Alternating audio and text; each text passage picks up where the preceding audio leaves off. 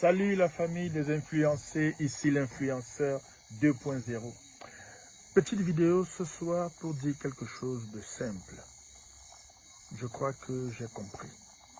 Je voudrais d'emblée présenter mes plus plates excuses à Maurice Kamto.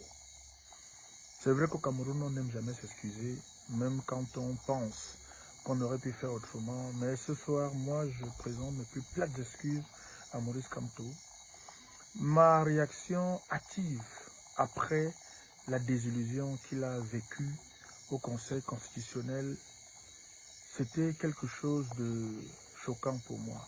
J'étais vraiment en colère et extrêmement déçu de voir que quelque chose d'aussi prévisible par tout le monde ait échappé à la vigilance de Maurice Kamto.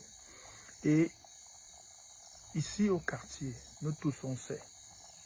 On sait que le Conseil constitutionnel est programmé pour lire un seul nom vainqueur pour la présidentielle 2025. Il s'agit du président sortant. On le sait. Et moi, j'étais choqué, triste et déçu de voir que Maurice Kamto n'a pas anticipé sur cet état de choses qui est connu de tous. Et je voudrais d'autant plus lui présenter mes excuses les plus plates et les plus sincères, parce que je n'ai pas pris la peine de compatir à la défaite qu'il a subie de façon aussi grave, aussi humiliante, même face à des preuves accablantes qui auraient dû normalement permettre qu'il passe. Et je voudrais encore plus dire que je compatis vraiment avec vous, cher Maurice Kamto, parce que voir ses alliés, ses compagnons d'infortune avec lesquels on a partagé les moments difficiles, la prison, 9 mois à Kondengui, ce n'est pas 9 jours, ce n'est pas un camp de vacances, ce n'est pas un club med. Voir un de ses collaborateurs là, un de ses proches collaborateurs, un de ses alliés, pardon, aujourd'hui soutenir le président sortant. Moi-même, j'ai vu ça comme la sorcellerie. Normalement, la vidéo, si j'aurais dû la faire hier, mais j'étais au Rwanda. Je sais que la sorcellerie existe au Cameroun, mais il y a des niveaux de sorcellerie. Quand ça arrive, tu Rwanda d'abord. Tu Rwanda jusqu'à tu Rwanda. Que un gars qui a passé 9 mois de prison parce qu'il a marché d'un point A à un point B, aujourd'hui, il soutient son geôlier. Il soutient la personne qui l'a fait souffrir, qui l'a emprisonné injustement. Et aujourd'hui, il dit que c'est le moins mauvais. Comme si d'autres candidats lui avaient causé du tort, que c'est le moins mauvais candidat et qu'il vaudrait mieux voter pour lui. Ça, c'est triste. Mais, cher Maurice Kamto, je continue de penser que tout s'est passé en 2020 et qu'en 2020, vous aurez dû dire les noms de ces traîtres qui s'apprêtaient à vous trahir. Parce qu'apparemment, vous aviez les preuves, et vous avez toujours les preuves de ce qui se tramait dans votre dos. Parce que je continue de penser que ça aurait été plus simple pour vous de gérer la traîtrise dans votre appareil politique que de la gérer dans un autre appareil politique qui plus est le Manidem. Et j'étais en colère et choqué de voir que vous avez pris ce chemin qui était prévisible et qui était un bâton que vous donniez au régime pour vous fouetter, pour vous taper dessus. Mais on dit chez nous qu'il n'y a que les imbéciles qui ne changent pas d'avis. Et je suis assez honnête pour reconnaître que, à mon avis, quel que soit le chemin que vous aurez choisi, le Conseil constitutionnel aurait sûrement pris la même décision.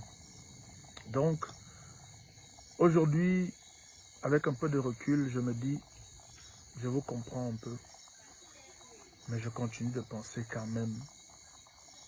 Vous avez fait preuve de trop de sympathie, de trop d'amitié envers ces personnes qui s'apprêtaient à vous trahir pour ne pas les déposer au carrefour depuis 2020. et que votre appareil politique vous aurait donné sûrement plus de chances de passer, quoi qu'on dise. Je suis de ceux qui pensent que, quoi qu'on dise, dans les urnes, on peut toujours changer la donne. On peut toujours renverser le président sortant. Parce qu'il y a quand même des exemples en Afrique où la famille politique du président sortant gérait et maîtrisait tout l'appareil électoral.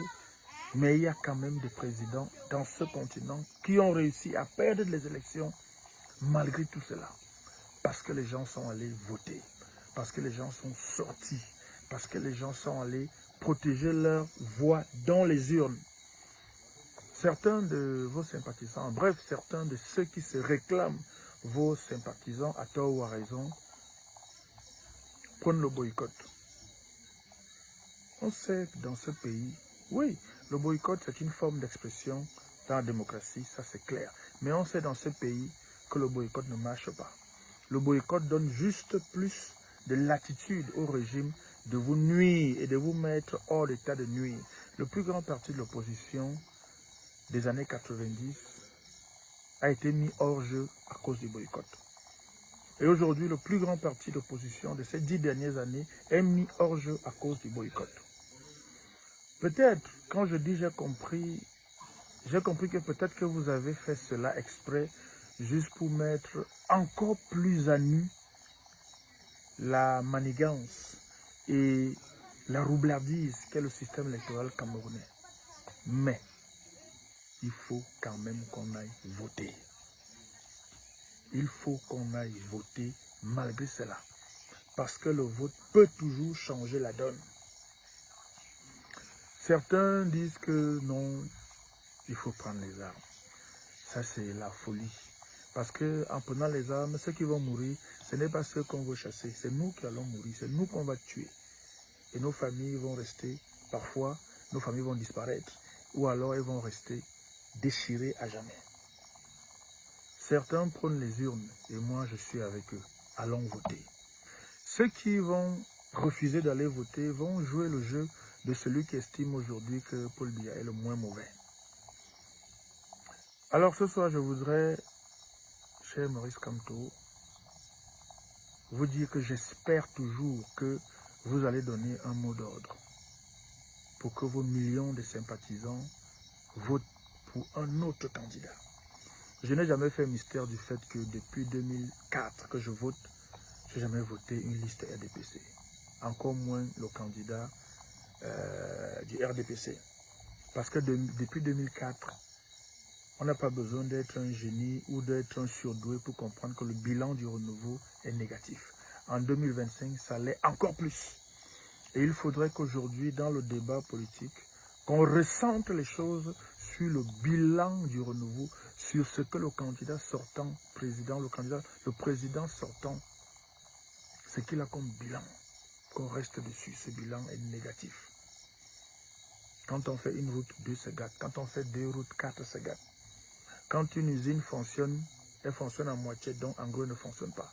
Tous les gros projets qu'on nous a vendus à grand renfort de tapage médiatique pendant les grandes ambitions, les grandes réalisations, la force de l'expérience, tout ça là, ça ne donne pas. Ce qui donne, donne un peu, donc ça ne donne pas. Aujourd'hui, je pense, cher Maurice Kamto, que vous connaissez le candidat qui est à même de renverser le président sortant dans les urnes. Vous savez qui aujourd'hui a une certaine cote de popularité qui peut lui permettre de battre le président sortant dans les urnes. Je sais qu'il y a beaucoup de divergences entre vous. Il y a des points de vue qui ne donnent pas, qui ne se retrouvent pas. Mais malgré toutes ces divergences, on peut coaliser autour de lui. J'espère de tout cœur que vous allez donner ce mot d'ordre à vos sympathisants. Et je sais que vous savez quel est le candidat qui peut inquiéter sérieusement et renverser le candidat du régime, le président sortant. Voilà. Et puis je voudrais dire à tous ceux qui sont très forts dans les injures là et tout, vous avez compris que les injures me traversent, que le chantage me traverse. Donc ça ne sert à rien. Il vaut mieux qu'on se concentre sur l'avenir, sur demain. Si nous voulons tous un changement, si nous voulons tous voir cette année un troisième homme à la tête du Cameroun, allons voter. Donnons nos voix à une personne. Pour ma part, je compte me porter volontaire pour aller dans un bureau de vote. On va dire quoi, superviser, non pas superviser, participer au processus électoral sous la bannière d'un parti et contrôler les votes et mettre ma part de contribution pour le changement que nous souhaitons tous. Et d'ici vendredi, je vais faire un post avec une photo, avec un texte pour dire qui je soutiens comme candidat et pour qui je vais voter le 12 octobre 2025. Parce que je ne vais pas rester à la maison, moi elle va aller voter quoi qu'il arrive. Voilà. Donc, sur ce, chers amis influencés, l'influenceur 2.0 vous dit on est ensemble. Allez, à très vite.